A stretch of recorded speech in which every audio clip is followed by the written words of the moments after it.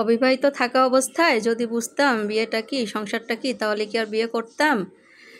সবারই এই ডায়লগটা কমন বিয়ে করার পরে।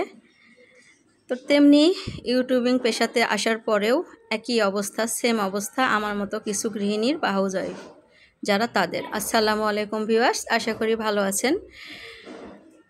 তো যা বলছিলাম আর কি, তো যাই হোক, তার আগে একটু বলে নেই, এটা হলো আমি একটা সবজি শেয়ার করতে এলাম, সাথে মাছ। এটা হলো কার্ফু মাছ।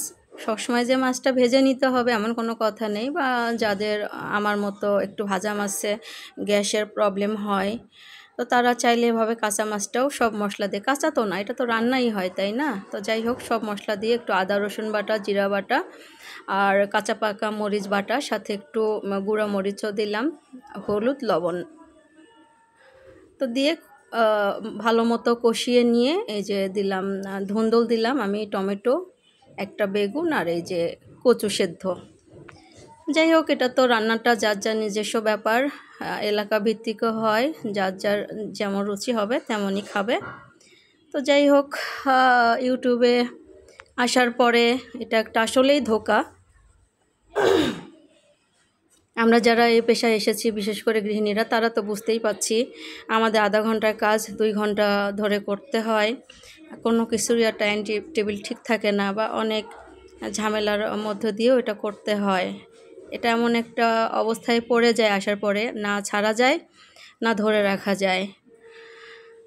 এখন আমার যে কাজটা আগে আমি আধা ঘন্টায় 1 ঘন্টায় বিশেষ করে রান্না বাড়াটা করতে পারতাম, রান্নাটাই বলবো, তো সেটা আমার ভিডিও ধারণ করার খাতিরেই হোক বা যে কোনো কিছু, এগুলো রেডি করে নিতে, সব কিছু গুছিয়ে নিতে আমার আধা ঘন্টা রান্নাটা 2 ঘন্টা 3 ঘন্টা লেগে যায়। তো যারা বিশেষ করে আমরা যারা ইউটিউবিংয়ে কুকিং ভিডিওগুলো করি, সব ইউটিউবিং পেশায় বা যে কোনো কিছুতেই কষ্ট আছে।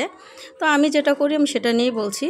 তো তারা আমরা মোটামুটি জানি যে আসলে এটা একটা ধোঁকা, এখানে এলে ছাড়াও যায় না, ধরে রাখাও যায় না।